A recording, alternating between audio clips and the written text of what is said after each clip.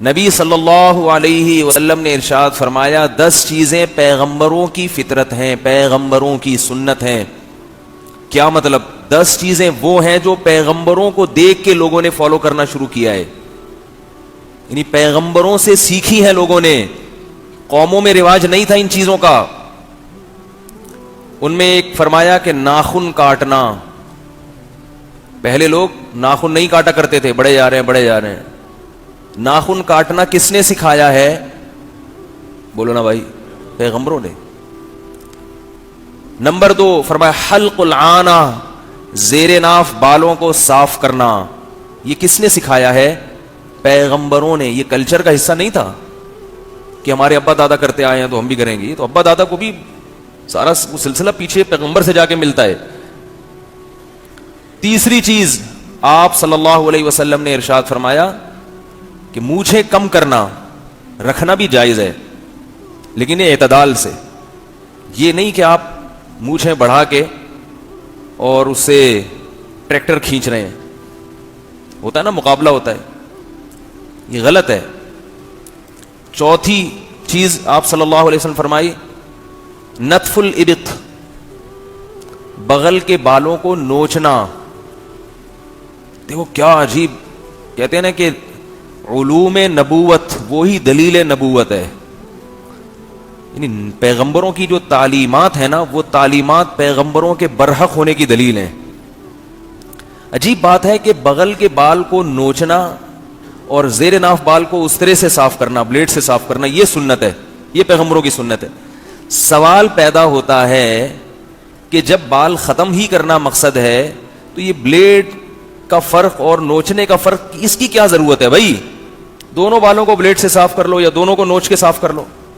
اگر آپ کہتے ہو بغل کے بال نوچنے میں بہت شدید تکلیف ہے، بغل کے بال نوچنے میں بہت شدید تکلیف ہے، یہ اعتراض، یعنی اگر آپ کہتے ہو کہ زیر ناف بال کو نوچنے میں بہت شدید تکلیف ہے تو تکلیف تو بغل کے بال کو نوچنے میں بھی ہے. یا تو دونوں کو بلیڈ سے صاف کرنے کا حکم ہونا چاہیے تھا یا دونوں کو نوچنے کا. فرق ہے، آپ میڈیکل سائنس فرق بتاتی ہے. مرد کے لیے زیر ناف بالوں کو بلیڈ سے صاف کرنا یہ اس کی صحت کے لیے مفید ہے، اور بغل کے بال اگر آپ بلیڈ سے صاف کریں گے تو اور زیادہ گھنے بال پیدا ہو جاتے ہیں، اس سے فائدے کے بجائے نقصان ہوتا ہے. اس لیے پیغمبر کی سنت کیا ہے؟ ان کو نوچا جائے. اب آپ حیران ہوں گے یار یہ تو بڑا مشکل کام ہے. مشکل اس لیے ہے کہ بچپن سے نوچنے کی عادت نہیں ڈالی والدین نے، ان کو سکھایا ہی نہیں. کیونکہ والدین آج کل دین نہ خود سیکھتے ہیں نہ اپنے بچوں کو سکھاتے ہیں. یہ بھی غنیمت ہے، صفائی کی عادت ڈال دی. اب آپ کو میں چھوٹا سا ٹوٹکا بتاتا ہوں کہ بغل کے بال نوچنے سے فائدے کیا ہیں اور اس کا طریقہ کیا ہے. عجیب سا موضوع ہے لیکن کیا کریں، جب ایک چیز ہے وہ تو ہے نا، صفائی سے اس کا تعلق ہے. فائدے یہ ہے کہ اگر آپ بغل کے بالوں کو نوچتے ہیں تو وہ نمبر 1 وہ جلدی دوبارہ اگتے نہیں ہیں، پیدا نہیں ہوتے دوبارہ جلدی. تو اچھی بات نہیں ہے کہ صفائی رہے. پہلی بات تو یہ کہ اگر بال رکھتے ہیں تو اس کے کیا نقصانات ہیں. آپ جتنی مرضی صفائی کر لیں، روزانہ شیمپو سے دھو لیں اس کو، اس میں جراثیم بہرحال پیدا ہوں گے کیونکہ پسینہ فوراً اکٹھا ہو جاتا ہے وہاں پہ. تو حکم دیا کہ ان بالوں کو صاف رکھو. نوچنے سے کیا فائدہ ہوگا کہ بال دوبارہ جلدی پیدا نہیں ہوتے، ایک فائدہ. دوسرا فائدہ، جو بال پیدا ہوتے ہیں وہ گھنے نہیں ہوتے. سمجھ رہے ہو کہ نہیں سمجھ رہے؟ تیسرا فائدہ، جو بال پیدا ہوتے ہیں وہ کمزور ہوتے ہیں، طاقتور نہیں ہوتے. چوتھا فائدہ، ایک وقت آتا ہے کہ بال اگنا ہی ختم ہو جاتے ہیں. کوئی فائدہ نہیں ہے بھائی، کوئی فائدہ نہیں بھائی سمجھانے کا. تو یہ کتنے فائدے ہو گئے؟ 4 فائدے. اس کو الٹ کر لیں تو بلیڈ سے بال صاف کرنا بالکل اس کے اپوزٹ. نمبر 1، بلیڈ سے بال صاف کریں گے تو دوبارہ جلدی اگیں گے، ایک بات. نمبر 2، اگنے کی سپیڈ بہت تیز ہوگی. نمبر 3، جڑیں پہلے سے بھی زیادہ مضبوط ہوں گی. تبھی جس کے سر کے بال گر رہے ہوں تو ٹینٹ کا مشورہ دیا جاتا ہے نا، بلیڈ سر پہ جتنی دفعہ پھیرو گے اتنے اچھے بال اگیں گے. حسن تیرا اس طرح سالم رہا سر منڈانے پر بھی تو ظالم رہا.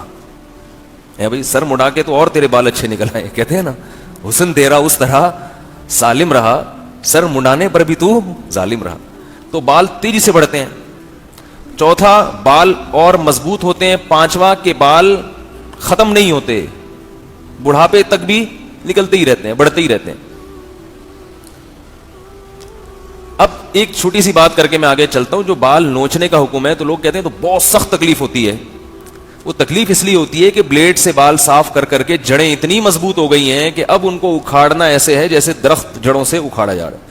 اب اس کا طریقہ یہ ہے کہ جو ویکس آتی ہے نا, ویکس ایک لوشن ٹائپ کی چیز ہے, وہ گرم کر کے کسی کپڑے پہ رکھ کے لگائیں اور زور سے کھینچ لیں. اگر شادی شدہ ہیں تو بیگم سے کہیں, وہ کھینچ لے گی. ویسے وہ کھال اتارنے کے چکر میں لگی رہتی ہے تو اس کو موقع مل جائے گا. بولے بھائی جب کھال اتارنی تو تمیز سے اتارو. کیا خیال ہے بھائی؟ تو وہ ایک دم سے کیا ہوگا کہ وہ کھنچ جائیں گے. تو آہستہ آہستہ جب کئی دفعہ ایسے کریں گے تو جڑیں کمزور ہو جائیں گی, پھر ہاتھ سے کھینچنا آسان ہوگا. تو میں یہ عرض کر رہا تھا کہ نبی صلی اللہ علیہ وسلم نے فرمایا 10 چیزیں پیغمبروں کی فطرت ہیں. اس میں پتہ نہیں کتنے نمبر ہو گئے, 4 ہو گئے. 5ویں چیز آپ صلی اللہ علیہ وسلم نے فرمایا کہ غسل البراجم, جوڑوں کا دھونا. ممکن ہے حدیث میں کوئی پوائنٹ ایسا ہو جو آگے پیچھے ہو جائے, مجھے پوری ترتیب سے وہ الفاظ یاد نہیں ہے. جوڑوں کا دھونا, جوڑ جو ہے نا جیسے گھٹنا ہے, کوہنی ہے, جب ہم نہاتے ہیں غسل کرتے ہیں تو ان کو اگر الگ سے رگڑائی نہ ہو تو یہ جگہیں زیادہ صاف نہیں ہوتی, ان کی الگ سے رگڑائی ضروری ہے. پہلے واش روم میں ایک پتھر رکھا ہوتا تھا گھسائی والا. ہم جب بچے تھے تو ہماری والدہ ہمیں غسل خانے میں لے جاتی تھی تھپڑ مار کے نہلانے کے لیے, چھوٹے بچے تھے تو وہ ایک وہ ہوتا تھا پتھر, اس سے رگڑائی ہوتی تھی. آج کل تیزاب سے دھونا پڑے گا. اب اتنے لوگوں کی یہ خراب ہو گئی ہیں, دھوتے ہی نہیں ہیں. اوپر سے بس اوپر کی صفائی ہے آج کل. جیسے کافر کی صفائی ہے نا, اوپر سے بہت چمکا ہوا ہوگا, اوپر سے بہت چمکا ہوا ہوگا, اندر گھسنے کی کوشش نہ کریں, بغلے بغلے نہ جھانکیں. ایسے ہی مسلمان کا حال آج کل ہوتا جا رہا ہے. اوپر سے بڑے چمکے ہوئے ہوتے ہیں. تو صفائی تو اندر سے شروع ہوتی ہے بھائی, اندر سے. کھاؤ پہلے پاکیزہ چیزیں. دانتوں کی صفائی ہے. نبی صلی اللہ علیہ وسلم نے بہت زیادہ دانت کی صفائی کا حکم دیا ہے, بہت زیادہ. ہر وقت صاف دانت, ہر وقت صاف. جب بھی نبی کچھ کھایا کرتے تھے فوراً خلال کیا کرتے تھے کہ دانت میں کوئی چیز پھنسی نہ رہے.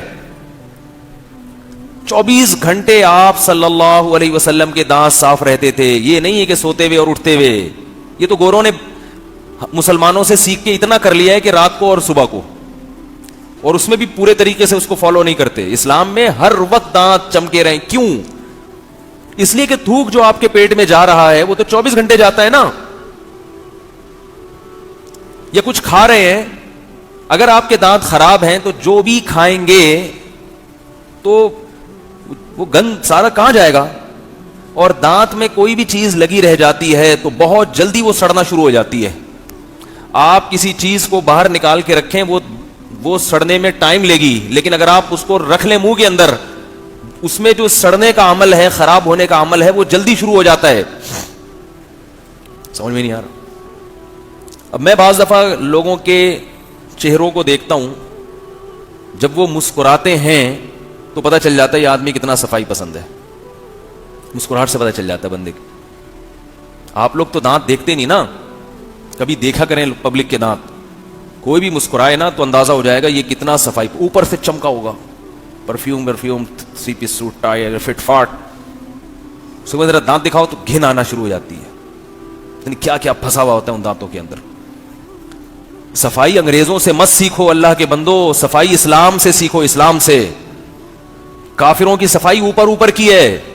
میں مانتا ہوں کہ ان میں بہت سے لوگ اندر سے بھی صاف ہوتے ہیں, سارے ایک جیسے نہیں ہوتے, لیکن ہم جو فالو کر رہے ہیں نا ان کو وہ صرف شو بازی والی صفائی. ایک دفعہ میں کسی کے گھر گیا, بہت ٹھیک ٹھاک مالدار تھے وہ, بہت بڑا بنگلہ تھا ان کا. واش روم میں دھلائی کا انتظام نہیں تھا کیونکہ باہر سے آئے تھے. باہر سے آئے تھے بھائی, ترقی یافتہ تھے, تو دھلائی ولائی ٹائم ضائع کرنے کی بات ہے, ٹیشو پھینکو, چلو ترقی کرنی ہے. ٹھیک ہے نا, اتنا ٹائم تھوڑی ہے بیٹھ کے مسلمانوں کی طرح لوٹا لے کے بیٹھے ہوئے گھنٹہ, اتنا یہ ٹائم نہیں ہے بھائی. ٹشو جراثیم پیدا ہونے لگے تو کوئی بات نہیں, وہ آج کل ایک کریم آ رہی ہے ریشز کی, لگا لو. تو میں نے ان سے کہا, میں نے کہا بھائی یہ جو آپ کا واش روم ہے تو اس میں جو پانی کا تو سسٹم ہی نہیں ہے, تو اگر کوئی فراغت کے بعد دھوئے گا تو کہاں دھوئے گا؟ انہوں نے کہا دھونا ہے تو یہ جو نہانے کی جگہ ہے نا ادھر ہی دھو بھی سکتا ہے انسان. آئے آئے آئے, میں نے کہا جہاں نہا رہے ہیں وہیں اپنی گندگی بھی صاف کر رہے ہیں, ویسے بہت صاف ہے, ویسے کیا ہے بہت صاف. میں نے کہا یہ گندگی تو ہمارے جھونپڑی والوں میں نہیں ہوتی کہ جہاں نہاؤ وہیں ناپاکی بھی صاف کرو, تو جھونپڑی والے بھی اتنے گندے نہیں ہوتے. میں مثالیں کیوں دے رہا ہوں؟ یہ سمجھانے کے لیے کہ صفائی کی دو قسمیں ہیں. There are two types of صفائی, ایک شو والی صفائی اور ایک حقیقی صفائی. شو والی صفائی کے لیے اندر سے صاف ہونا ضروری نہیں ہے, دانتوں کو صاف رکھنا ضروری نہیں ہے. ہاں جب کسی سے کوئی ٹوتھ پیسٹ کا اشتہار دینا ہو آپ نے, تو پھر آپ اپنے دانتوں کو صاف کر کے اشتہار دیں اور پھر اس کے بعد جیسے تھے ویسے ہی رہنے دیں آپ. یا ڈاکٹر نے مشورہ دیا کہ آپ کے دانت گل رہے سڑ رہے ہیں تو یہ والا ٹوتھ پیسٹ آپ استعمال کریں. تو صفائی جو ہے نا, جو اسلام نے صفائی بتائی ہے, اس میں اوپر سے میلے ہوں کوئی اتنا بڑا مسئلہ نہیں ہے, وہ بھی غلط ہے, لیکن اندر سے پہلے صاف ہوں, پہلے اندر سے صاف ہو انسان. کھائے, جب آپ گندگی کھاتے ہیں تو پسینے میں بدبو پیدا ہوتی ہے, کھائیں بھی اچھی چیز. ہمارے نبی صلی اللہ علیہ وسلم ایسی چیزیں استعمال نہیں کرتے تھے جن میں بدبو ہو, اگرچہ وہ حلال ہو. حلال ہونے کے باوجود جن چیزوں میں ہیک ہوتی ہے وہ آپ استعمال نہیں کرتے تھے. جیسے آپ صلی اللہ علیہ وسلم کلیجی نہیں کھایا کرتے تھے. کلیجی خون سے بنی ہوئی چیز ہے, اس میں ہیک ہوتی ہے, حلال ہے کھا سکتے ہیں, مگر ہمارے نبی نے نہیں کھائی. کچا پیاز نہیں کھایا کبھی ہماری نبی نے, حالانکہ جائز بھی ہے, حلال بھی ہے, صحت کے لیے مفید بھی ہے, مگر بھائی منہ میں بدبو آتی ہے. امت کو اجازت دی, خود نہیں کھایا. اور بہت سی چیزیں. تو خیر بات کہاں سے کہاں جا رہی ہے؟ تو میں یہ کر رہا تھا, نبی صلی اللہ علیہ وسلم نے غسل براجم کا حکم دیا, اور آپ صلی اللہ علیہ وسلم نے فرمایا پیغمبروں کی جو فطرت ہے اس میں السواک والتعطر, خوشبو کا استعمال اور مسواک یعنی دانتوں کو کثرت سے صاف کرنا. یہ دو چیزیں دنیا میں کس نے ان کا تعارف کروایا ہے؟ پیغمبروں نے. پیغمبروں سے پہلے لوگ خوشبوؤں کا استعمال بھی نہیں جانتے تھے, خوشبوؤں کا استعمال. اور یاد رکھو خوشبو بدبو ختم کرنے کے لیے نہیں ہوتی. کیا کیا سمجھایا یار. بعض لوگ خوشبو استعمال کرتے ہیں اپنی بدبو ختم کرنے کے لیے. اب میں زیادہ مختلف قوموں کی مثال نہیں دوں گا, لوگ کہتے ہیں پھر یہ کہاں کدھر کو بیان جا رہا ہے ان کا. بعض قومیں دنیا میں ایسی ہیں جو خوشبو بہت زیادہ استعمال کرتی ہیں. کیوں؟ اس لیے نہیں کہ وہ بڑی نفیس قومیں, اس لیے کہ وہ خوشبو اگر استعمال نہ کریں تو پھر ان کی بدبو سے پوری دنیا مر جائے. ہمارے ہاں بھی ایسا ہوتا ہے, نہا نہیں رہے, ایک ہفتہ ہو گیا, پسینے کی بو آ رہی ہے, وہ اسپرے کیا, آفس چلے گئے. منہ میں بدبو آ رہی ہے, ماؤتھ اسپرے. منہ میں بدبو کا علاج کیا ہے؟ Mouth spray. ہمارے حضرت مفتی رشید احمد صاحب رحمہ اللہ تعالی کو کسی نے ماؤتھ اسپرے لا کے دیا. ہمارے حضرت خوشبو کے بڑے عاشق تھے, بڑی اچھی مہنگی خوشبو استعمال کرتے تھے. تو کسی نے کہا حضرت یہ خوشبو منہ میں جب کریں گے اسپرے تو منہ سے خوشبو آئے گی. حضرت فرمایا منہ میں کیوں خوشبو, کیوں بھائی, یعنی کس وقت؟ تو انہوں نے کہا جب کھانا کھاتے ہیں نا تو کھانے کی بدبو کو ختم کرنے کے لیے. حضرت حیران ہوا, فرمایا کھانے کی تو خوشبو ہوتی ہے, بدبو کب سے ہونے لگی کھانے میں؟ کھانا جب ہم کھاتے ہیں تو منہ سے خوشبو آتی ہے یا بدبو آتی ہے؟ بھائی بدبو آتی ہے یا خوشبو آتی ہے؟ خوشبو آتی ہے. تبھی کہتے ہیں نا یوں ناک کر کے کہتے ہیں کیا کھا کے آ رہا ہے بھائی, کہتے ہیں نا لوگ. کیسے سمجھائیں یار.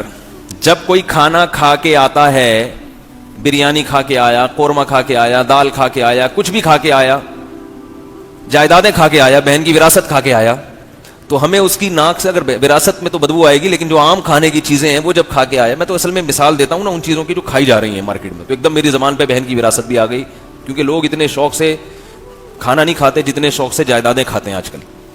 تو کھانا کھا کے آیا تو ہم کہتے ہیں نا خوشبو آ رہی ہے, بھائی کیا کھا کے آیا ہے؟ جو شادی شدہ آدمی اگر گھر سے باہر وہ کہیں کھانا کھا کے آئے اور بیوی کو اس نے ٹائم دیا ہو کہ میں گھر پہ آ کے کھانا کھاؤں گا, تو جب گھر آتا ہے تو وہ منہ کو بند رکھتا ہے. اگر منہ سے خوشبو آ جائے تو بیگم کیا کہتی ہیں, کیا کھا کے آئے ہو بھائی, بڑی خوشبو آ رہی ہے. تو کھانے میں بدبو نہیں ہوتی, کھانے میں کیا ہوتی ہے, خوشبو ہوتی ہے. تو حضرت فرمایا یہ عجیب اسپرے ایجاد کیا ہے کہ کھانے کی خوشبو ختم. پھر حضرت نے تحقیق کی تو پتہ یہ چلا کہ یہ ان کنٹریز میں استعمال کیا جاتا ہے کہ ان کے ہاں کھانے کے بعد بدبو آتی ہے, کیونکہ ایسی چیزیں کھاتے ہیں کہ اس کے بعد ایک ڈکار وہ آدمی برداشت نہیں کر سکتا, ایسی بدبو آتی ہے. تو آپ اندازہ لگاؤ جو قوم ایسی چیز کھا رہی ہے کہ جس کی بدبو کو ختم کرنے کے لیے منہ میں اسپرے کرنا پڑ رہا ہے, اس قوم کا صفائی سے بھلا کیا تعلق. کھاؤ تو کم از کم ایسی چیزیں کہ منہ سے خوشبو آئے. گٹکے والے کے منہ سے بدبو آتی ہے, سگریٹ والے کے منہ سے بدبو آتی ہے, شراب والے کے منہ سے بدبو آتی ہے. گٹکے والا صفائی پسند ہو نہیں سکتا, جتنا مرضی نہا لے, ڈیٹول سے نہا لے, تیزاب سے نہا لے, مگر وہ پھر بھی گندا ہے, گندا. معذرت اگر کوئی گٹکے والا بیٹھا ہے پھر بھی گندا ہے وہ. اوپر سے جتنا مرضی صاف ہو لو, منہ میں تم نے گند رکھا ہوا ہے. اور کیسا اللہ کی پناہ, ایک دفعہ میں گاڑی خراب ہو گئی تھی, لے کر گیا میں, ان دنوں میں گٹکے پہ بیانات بھی زیادہ کر رہا تھا میں, تو وہ گاڑی کا وہ لاک واک کچھ صحیح کرانا تھا, تو دو لڑکے بیٹھے ہوئے کرا رہے, منہ میں گٹکا. اور جب وہ بات کرتے تھے تو ایسے لیس دار منہ میں نا ان کے, عجیب سا وہ. میری ایک دفعہ ان کے منہ پہ نظر پڑی, میں نے کہا یار ان سے گاڑی بھی صحیح نہیں کرواؤں گا آئندہ, اتنے گندا. اور وہ جس چیز کو دیکھ کر الٹی آ رہی ہو وہ چیز ان کے منہ میں رکھی ہوئی ہے. یہ ہے صفائی. ویسے شادی میں جانے سے پہلے دیکھو گٹکے والے کو ایسا بن ٹھن کے 3 پیس سوٹ میں جا رہا ہے, شو بازی. اگر تو صفائی پسند ہے تو منہ تو صاف کر پہلے بھائی, یہ گند تو کھانا چھوڑ دوں. کوئی گٹکے والا اگر آپ کی بیٹی کے لیے نکاح کا پیغام بھیجے تو اس کو بولو گٹکا بھی چھوڑو, 7 دفعہ تیزاب سے کلیاں کرو, پھر جا کے منہ صاف ہوگا. وہ کہے گا بھائی تیزاب سے تو دانت جل جائیں گے. بولے کوئی بات نہیں, بدبو تو ختم ہوگی, کیونکہ یہ اتنے گندا ان کا اندر کا سسٹم ہوتا ہے کہ یہ تیزاب سے کلی کر کے بھی ان کو فائدہ نہیں ہوگا. کینسر ایسے ہی تھوڑی ہو جاتا ہے. والدین کا بچوں پہ کنٹرول ہی نہیں ہے, چھوڑا ہوا ہے, جو مرضی کرتے پھر روتے ہیں کہ یہ کیا کریں ہم. جہاں مرضی چاہے وہ بچہ جا کے بیٹھ رہا ہے, پوچھتے نہیں ہے بیٹا کہاں جا کے بیٹھ رہے ہو, کن لوگوں میں جا کے بیٹھ رہے ہو. کمرے کا دروازہ بند کر کے موبائل پہ لگا ہوا ہے, فیس بک پہ لگا ہوا ہے, واٹس ایپ پہ لگا ہوا ہے, پوچھتے ہی نہیں ہے کہ کس سے باتیں کر رہے ہو, کس سے دوستی کر رہے ہو. نبی نے فرمایا نا, نبی صلی اللہ علیہ وسلم نے, ہر بچہ فطرت پہ پیدا ہوتا ہے, والدین بگاڑ دیتے ہیں اس کو. تو خیر آپ صلی اللہ علیہ وسلم نے فرمایا مسواک اور تعطر, خوشبو کا. تو خوشبو کا استعمال بدبو ختم کرنے کے لیے نہیں ہے, بدبو ختم کرنے کے لیے صفائی ہے.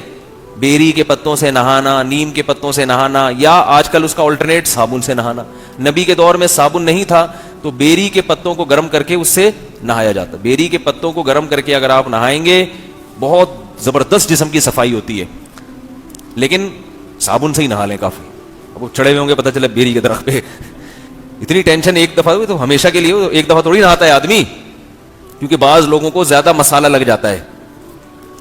تو وہ پھر کیا کرتے ہیں کہ وہ کہ سنت ہے چونکہ بیری کے پتوں سے نہانا, لہذا وہ بیر کے درخت پہ چڑھے ہوئے ہیں. تو کتنی دفعہ چڑھو گے بھائی, وہ تو پھر ہر ہفتے نہانا پڑے گا نا, اتنے پتے کہاں سے لاؤ گے, کانٹے بھی ہوتے ہیں اس میں, اور ٹینشن ہے.